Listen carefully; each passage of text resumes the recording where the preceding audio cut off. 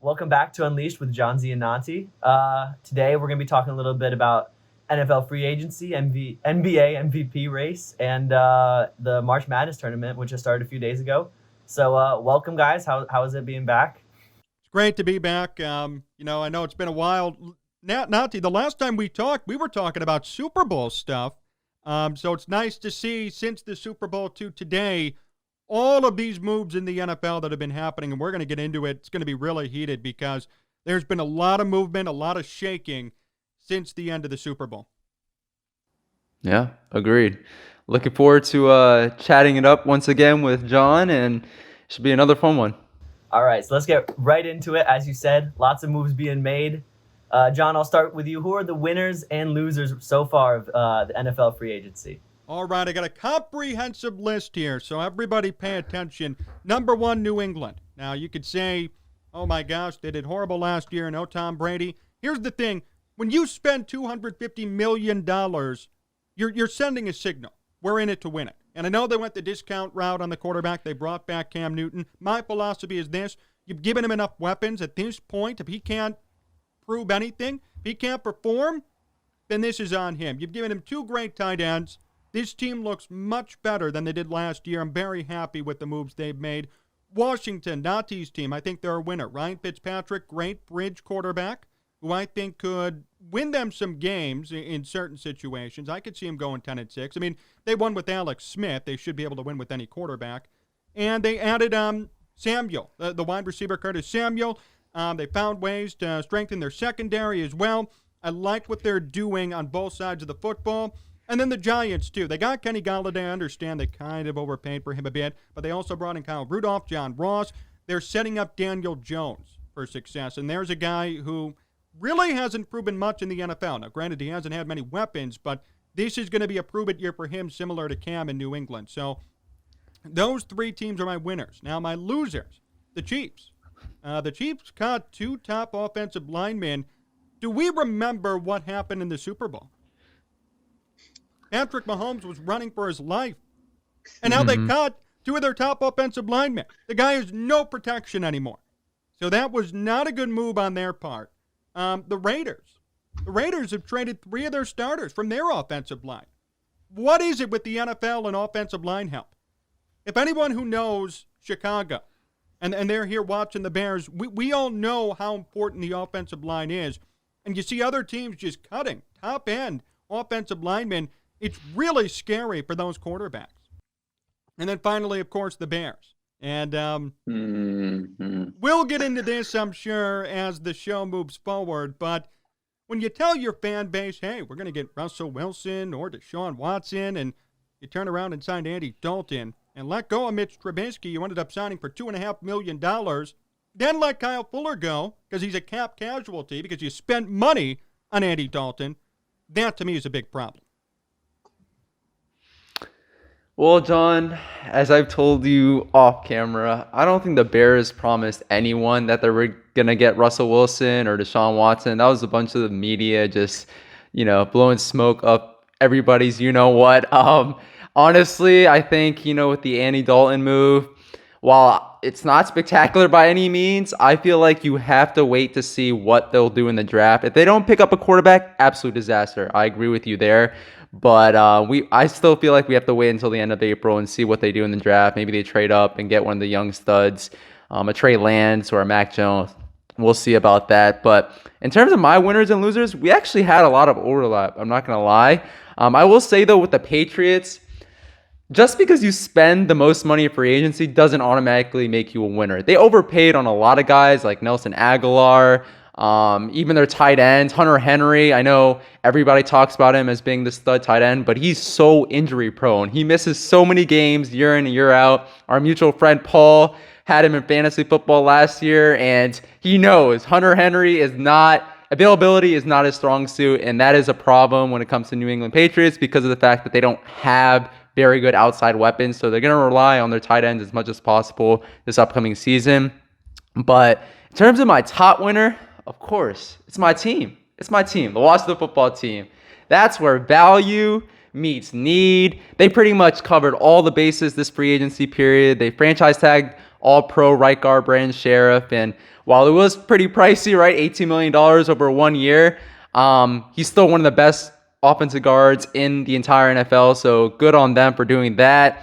We did let go of Ronald Darby, Fabian Monroe, some other guys, but we ended up signing Ryan Fitzpatrick, who I know you touched on earlier. And while I'm not a super fan of the move, I understand why Washington wanted to make the move in the sense that he's a perfect bridge quarterback, right? Perfect stopgap quarterback for another young guy who will probably draft or perhaps pick up in free agency next year. But I think the best moves all the free agency period were actually made by Washington in picking up William Jackson III at the cornerback position and Curtis Samuel at the wide receiver position. You add versatility on offense, speed on offense, which is super important in today's NFL, where speed is the name of the game, really.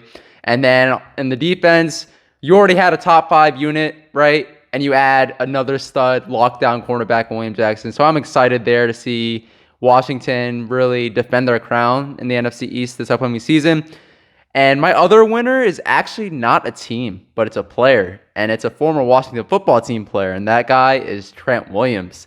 The Silverback got absolutely paid this free agency period. $138 million over 6 years. This man's highest paid offensive lineman in NFL history. And I think he's a big winner largely because of the fact that he bet on himself, right? He had that huge cancer scare in Washington, didn't play for an entire year, and his first year back, all pro level play. So I think Trent Williams has to be a winner there. And then lastly, won't get too much into it because you already touched on them, but the New York Giants really building around Daniel Jones very well. They did overpay for Leonard Williams, in my opinion, $63 million over 3 years. It's a little pricey for a guy who had, 2 great seasons out of his 7 total seasons in the NFL. But did sign Kenny Golladay. Right now, looks like they're going to sign Adoree Jackson as well. So they have a very good defense, very good offensive skill makers, giving me a little fear as a Washington football team fan there. Losers, I mean, I'm surprised you didn't touch on them as your first or even second loser, but the Chicago Bears, they did get rid of Mitch Trubisky, who, we talked about extensively off camera. I am not a huge fan of Trubisky at all. I call him Trubisky for a reason. They also let go of Kyle Fuller, who I know was a salary cap casualty, but at the same time, former All-Pro there. Didn't really get anything back in return, so have to put the Bears in the loser pool at this point. The Raiders, who you mentioned, they really traded a former All-Pro center and Rodney Hudson for a bag of chips. So if you do that, you're going to be a loser on my list. And last but not least, again, not a team, but the receivers during free agency. A lot of people were talking about going to the free agency period that the wide receivers wouldn't get paid, man. Nelson Aguilar looked like, he's the start of those receivers really getting paid. But after him, Kenny Golladay, $18 million, sure. But you also have a Juju who got, $8 million in a 1-year contract. You got Curtis Samuel, who made $11 million on his new contract, although people were projecting him to get $14-15 million. So I think the wide receiver pool as a whole this free agency is a loser. But those are my losers and winners for free agency. That's a really good point about the wide receivers. And here in Chicago, the big issue has been Allen Robinson, what he's going to do with the franchise tag. I think the market dictated and kind of told him, don't test the free market at this point. Take your $18 million in a salary, or in a franchise tag, rather, and hope to be traded or play with the Bears next year. You'd rather be paid and know you're going to get paid that much money than test the market. If some guy like Kenny Golladay is going to be getting the same amount of money as Allen Robinson, and we know Allen Robinson's a better wide receiver, then you have to really be scared about the market. So I think that was a very good point on your end, but also just an issue for Allen Robinson and other receivers in the future. If you're not as good as Kenny Golladay, and he's not great, he's not a top 10 wide receiver. Injury prone too. Right, and you're getting paid that amount of money, you should be very scared if you're a wide receiver, even moving forward into next year and the year after. Agreed. I will say this, too, about the Patriots, and Nati, you brought up a good point. Just because they spent a lot of money doesn't mean they're going to be great. I will say this, though. I was a bit wary of the Cam Newton re-signing. So a lot of people were positive about it. A lot of people were happy. A lot of people said, oh, it's deserving. Give him another chance. my question is, have we seen enough? I mean, I think I saw enough last year. Now, I understand he has new weapons, and I think this year is going to be a prove-it year. If he does not perform this year with what the Patriots did for him, to build around him and spend $250 million, then there's a problem, and it's Cam, and he needs to go. But, I don't know, I saw a lot of positivity surrounding this signing, and to me, I feel like Andy Dalton would have worked better there. I feel like even Nick Foles would have worked better there than Cam Newton. He did not do well this past year, and I understand they went 7-9 with Cam, but at the end of the day, if you look at his numbers, if he didn't run at all, he'd be a worthless quarterback. And the guy still can't throw the ball downfield. There's something wrong with his arm. They need to do something for him, and I'm happy they spent some money, but I'm very skeptical of that decision to bring him back. I think last year I had seen enough from a distance. I'd seen enough from Cam when it comes to that fit with New England. And I think at this point, similar to RG3, I think he's more so suited to be a backup in the NFL moving forward. Oh, John, you brought up so many points. You ended off with the RG3 point, which is absolutely insane in my opinion. As someone who was one of the biggest RG3 fans out there as a young child in the DMV, no, RG3 had one spectacular year, his rookie year, and just completely fell off the map. Cam Newton, in my opinion, even after his MVP year, he had a couple good seasons in Carolina, and then obviously had injury problems, and we saw what happened last year with New England. But on the New England point, I feel like I always have to school you on this, John. Just because he's a quarterback, right, and puts up a lot of rushing yards, rushing touchdowns, you can't just negate the fact that he put up those rushing touchdowns last year. A lot of people think Cam Newton had a terrible year last year. He didn't. He had a pretty good year, so much so that Bill Belichick, right, one of the greatest coaches, if not the greatest coaches of all time, decided to bring him back, right? With all the cap money that they had, the fact that, you know, they could trade up in the draft, but no, they decided to bring Cam Newton back, and I think he still has something left to prove in New England. Also, you can't forget about the fact that they had 9 players opt out last year. A good handful of those were NFL starters on that defense and on that offense as well. So I feel like you got to give Cam Newton at least another year to see if he can work it out in New England. And I think New England Patriots are going to be a playoff team this year. With giving him another year, believe me, but you can't argue with the numbers, dude. 8 touchdowns, 10 picks, 15 games. He was a starter. And what about the rushing stats? I understand he ran, but at the end of the day, you're a quarterback. Even Lamar Jackson, you have to admit, does pass for touchdowns, does throw the ball downfield. He has a good arm compared to Cam. Cam's arm is broken compared to what it was 5 or 10 years ago. He's a much different quarterback today. He relies, in my opinion, way too much on running the football. Look, at the end of the day, you're a quarterback. You need to find a way to pass the ball and score points. And 8 touchdowns, 10 picks in 15 games, Nati, that is not good enough, you have to admit. I get that. Oh. John, I got something to ask you. Who did Cam Newton have to pass to last year? Who were the receiving threats for the New England Patriots? Do you know the number 1 receiver for the New England Patriots? Jacoby Myers. I understand. Do you know the number 2? Do you know the number 2? No. Demir Bird. You even know who that guy is? I don't either, and I'm a Patriots fan, my guy. There's a reason. Speak up, Elliot. There's a reason he had to rely on his running. It's because he had no. I mean, I'm neutral here. Never mind, I'm neutral. But he didn't have anyone to throw to. I understand that point, but at the end of the day, you could still make good decisions as a quarterback, right? I would have been fine if his numbers were 8 touchdowns, 4 picks, 15 games. But the fact is he made more bad decisions than good ones. That's a fact. Numerically, statistically, that's a fact. Same with the Sam. Not in the eyes of Bill Belichick. Not in the eyes of Bill Belichick. That's why he brought him back. One of the greatest coaches of all time. He also brought him back because it's a discount shopping. Discount shopping. He went to the Dollar Tree and found a quarterback so that way he could spend money on everything else around him. It's like... But John... And Jewel... and then the Dollar Tree. Or Mariano's and the Dollar Tree. He went to the Dollar Tree for his quarterback because he wanted to spend money on weapons around him. I have no problem with that. And there's familiarity there. I understand why he came back. My point is, I think Cam is washed. He'll never be his MVP self again. We could agree on that. And so far, it's been a downward trajectory. And I understand last year was great. Oh, he's finally back in the field. No more injuries, 15 games. But at the end of the day, I'm sorry. You can't be going 8 touchdowns in 15 games and telling me that this guy's a great quarterback and he's back and he's better than ever. But no one's telling you he's a great quarterback.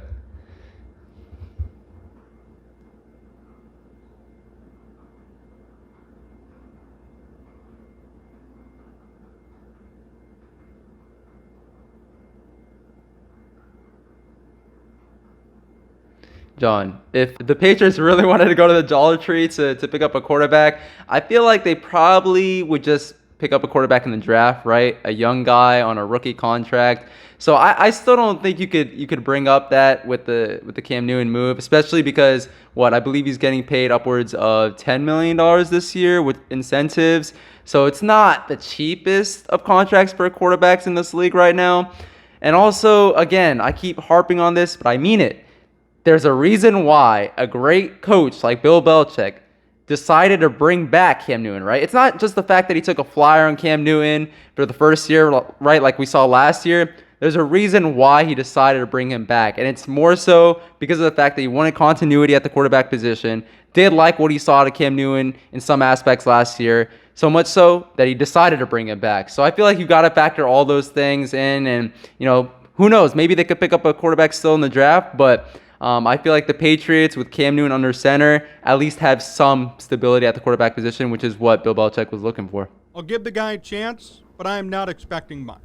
I'm not expecting much. I'm expecting much of the same. And at that 600 rushing yards and 10 touchdowns, 12 picks, to me, that doesn't cut it. Okay. All right, thank you guys for those quick takes. And now moving on. Different sport. Now we're gonna start talking basketball. NBA just came back from All-Star break. Interesting week to be sure. But who do you guys have right now for the front runner for the MVP? Nati, I'll start with you. Yeah, it's tough. I mean, you said it. Very interesting week. We saw what happened with LeBron James going down with a high ankle sprain, and it sucks. Mr. Durability himself, Iron Man, as a lot of people like to call him. This man's never gets injured, but just seems like for the last 2-3 years, he's had some of the most serious injuries in his entire career. And although we should expect to see LeBron James back in a couple of weeks, right now, so if you were to ask me today, right, I know he's injured, but if you were to ask me today, LeBron James would be my front runner because of the fact that he's led the Lakers to be third in the Western Conference without AD for so many months now, and is pretty much the reason why they are where they're at right now. 26 points per game, 8 rebounds, 8 assists, again, without Anthony Davis in the lineup for a long time now. But if we were to look, even a week beyond now, right, after a week of LeBron James not playing any games, you got to go with Dame Dollar, right? You got to go Damian Lillard. He's been absolutely balling out over the last month or so since the All-Star break. He's putting up 30 points, 35 points, 50 points like it's nothing, hitting clutch game winners, as we've seen in years past, but especially this year. And he's better than NBA fanboy Steph Curry, which I know might be a hot take, but I think Damian Lillard is absolutely balling out at this point and averaging 31 points per game, 8 assists, 5 rebounds, 40% from 3. Blazers right now, usually they're a 7th to 8th sort of Western Conference team, but right now they're 5th in the West, so I think you got to give it to Dame Dollar right now. Very interesting take. I still think Nikola Jokic is the front runner in my opinion. You can't argue with what he does all around. 27 points, 11 boards, 9 assists per game. Could shoot the 3 ball. 41% from 3. Plays in every game. Denver's where they are right now because of Jokic. If they didn't have Jokic, they wouldn't be a playoff team. Plain and simple. That's a fact. They have a bunch of nobodies around. They're all good players, don't get me wrong, but they're not household names. Jokic is the household name on that team, and he deserves to be the MVP. LeBron is not an MVP, Nati. Sorry. Not even close to being an MVP. The Lakers should be better. Okay. You know what? If LeBron was that good, they should be the number one seed. Why does he have to rely on Anthony Davis and hope that if Anthony Davis is there, they're a 1 seed, and if not, they're a 3 seed? You have the best player supposedly on the planet. There is no reason why you should be losing this much, why you should be in the 3 seed. And I understand the regular season doesn't matter anymore. That's because of LeBron James. LeBron James made sure the regular season didn't matter anymore. He's not an MVP. That's ridiculous. Nikola Jokic has done 10 times more for his team, and he's had nothing around him for them to be in this position today. I do like Dame Dollar. Damian Lillard should be number 2 on that list when you're averaging 30 points a game and in a similar situation where you don't have a lot around you and you led the Blazers to where they are right now. That's fine with me. But as of today, Jokic, who's nearly averaging a triple-double, who has really no one big around him, who's propelled Denver into the playoff hunt, he's my MVP.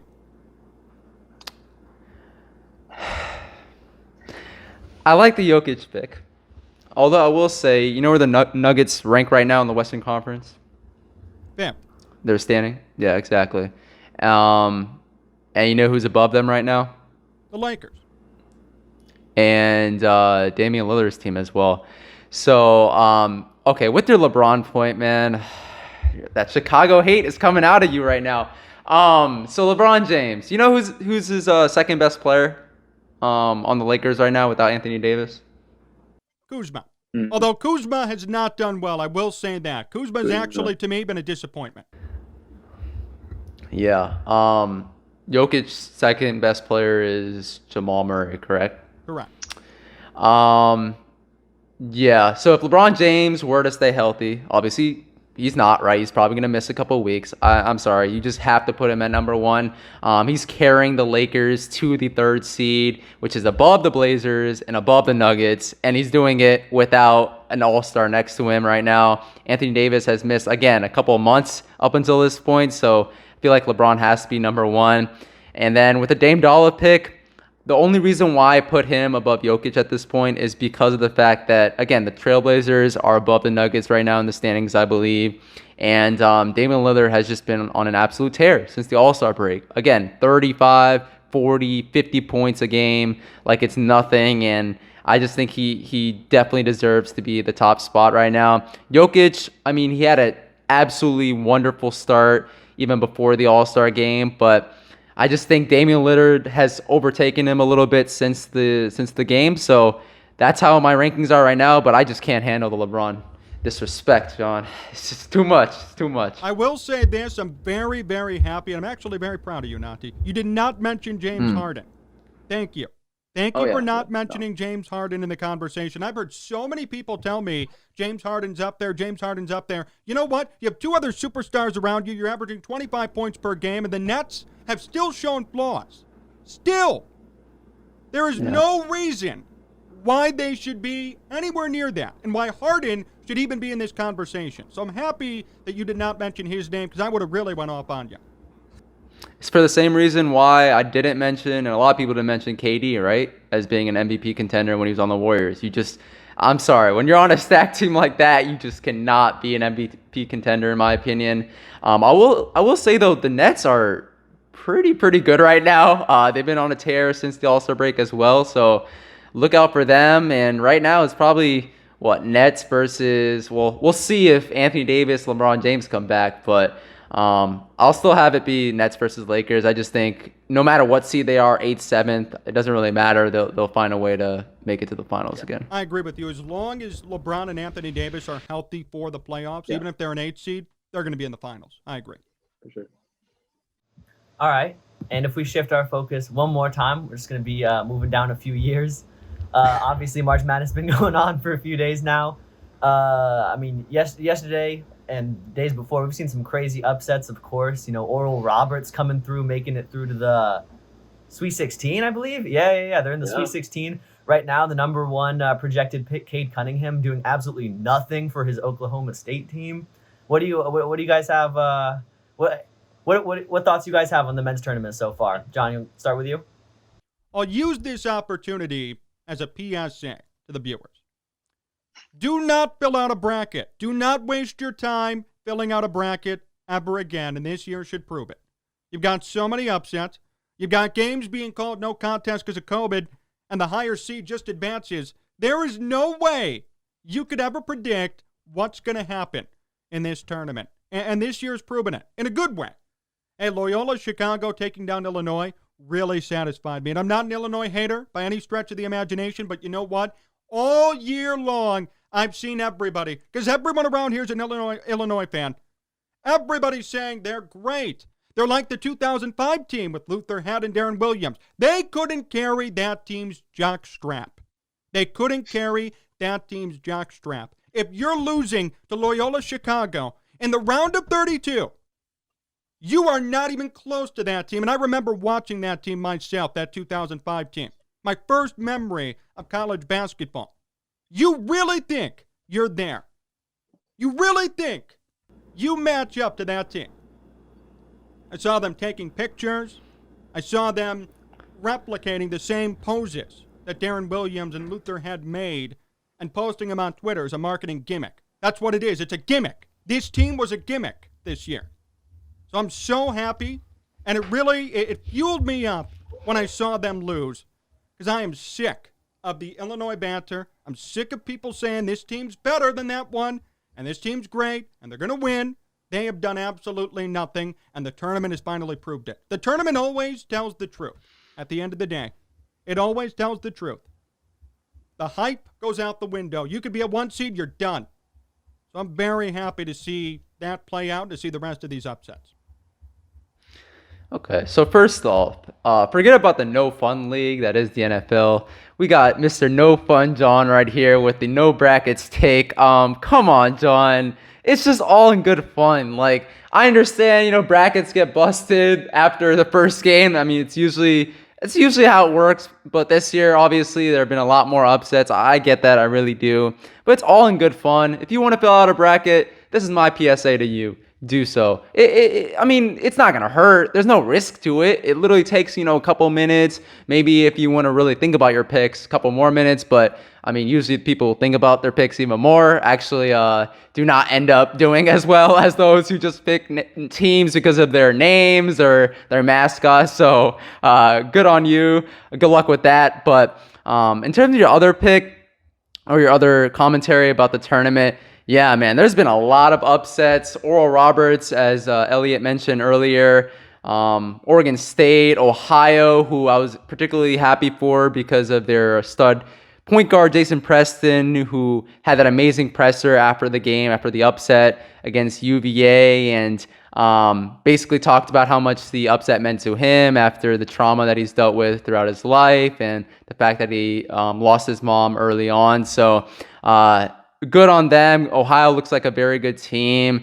And as I predicted to all my friends out there who might be watching this from the DMV, UVA is in for these kind of upsets every single year. That's what made 2019 so spectacular, because they finally overcame that first hurdle that they usually have. I mean, I've been watching UVA basketball for as long as John has been watching Illinois basketball, and I know you're in and you're out. You're in for an upset when it comes to the UVA team. So not surprising in that aspect, but what really hurts to me as someone who's from the DMV is how bad the college basketball teams in the area have been in this tournament. I mean, UVA, already touched on them. VT, Virginia Tech, had an absolutely terrible showing. VCU, albeit through no fault of their own, right, with the COVID virus outbreak that they had, barred them from the tournament, so they couldn't even play in the round of 64. And then Georgetown, my favorite college basketball team, oh my gosh. Oh, that was so terrible. I watched that entire game and was just watching it in absolute disgust. They had a great run in the Big East tournament. Patrick Ewing, man, really showed his coaching chops over the last couple of months. But yeah, that round of 64 game was absolutely terrible. And hopefully they come back next year better and stronger. But UMD, the only team in the area, University of Maryland, really stepped up, led by their stud guard, Eric Ayala. So looking forward to big things out of them. But in terms of how I see the tournament going over the next couple of weeks, I think Loyola University, man, that adopted college basketball team of ours, I think they're very much in the thick of things and could potentially be a Final Four team again, right? You only have to look back to, I believe, 2017, 2018, that basketball year where they made it to the Final Four. It was an amazing run. I was super stoked about it. I know a couple of my friends who go to Loyola was super stoked about it. And I can see them having a similar run, man. They have it, man. They have something about them that I don't know whether it be Sister Jean or just something about something about that team, man. They always seem to really be good once the tournament starts. And you can say the same thing about Syracuse.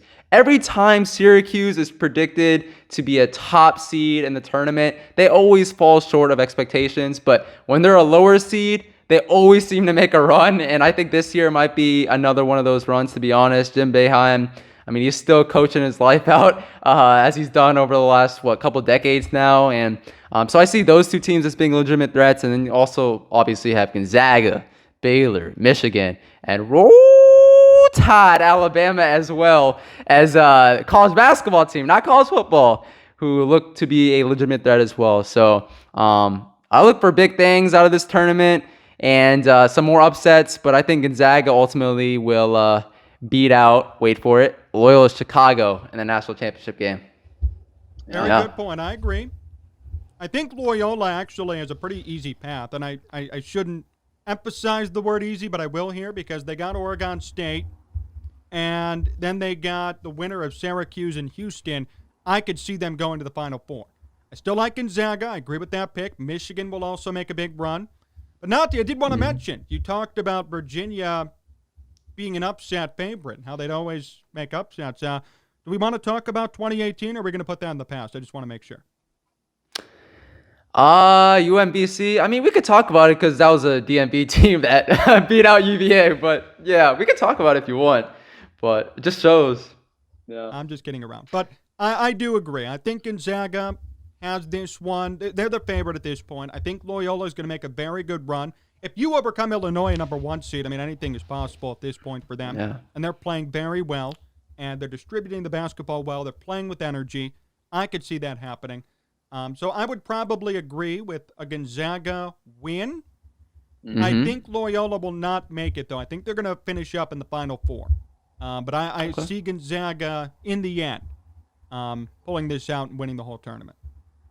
How about for sure. It's really, really exciting. And I don't know about you if you want to talk about it here, but to be honest, to me, college basketball, like March Madness, is just much more entertaining than like the NBA playoffs. It's just something about like the upsets and the quality level of like basketball. I'm tired. We talk about this extensively off camera, but I'm tired of seeing the jacket three sort of style that the NBA has adopted in recent years, especially with Mr. Overrated Steph Curry. Another hot take there.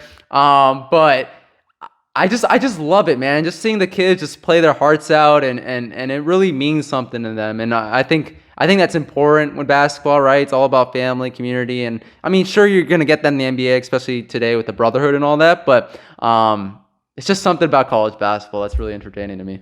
I know a lot of people who actually prefer college sports all across the board to professional ones, because these kids are playing their hearts out. They aren't playing for a contract. They aren't playing for money.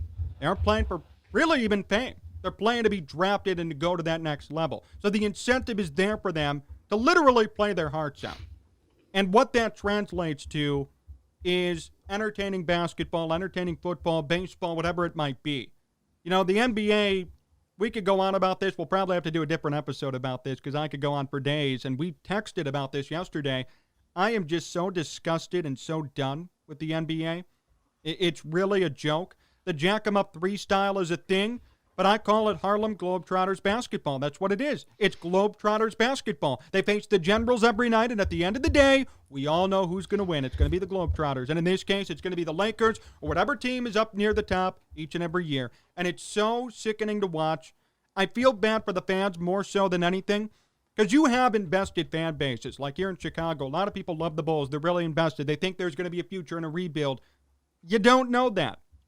You don't know that. Because if they're not the team, if they don't have all the superstars, if they don't have LeBron or another player recruiting players for them, they aren't going to be anywhere. So why even invest? And I think that's the big problem, especially with the fan bases. Some people are divesting from the NBA because they know there's no chance. Why waste my time if I know my team has no chance whatsoever? So that's a big problem. That's why I agree. The NCAA tournament itself, you could be invested in any team you want. And, I mean, theoretically, any team could win this thing, even a 16 seed. That makes it fun.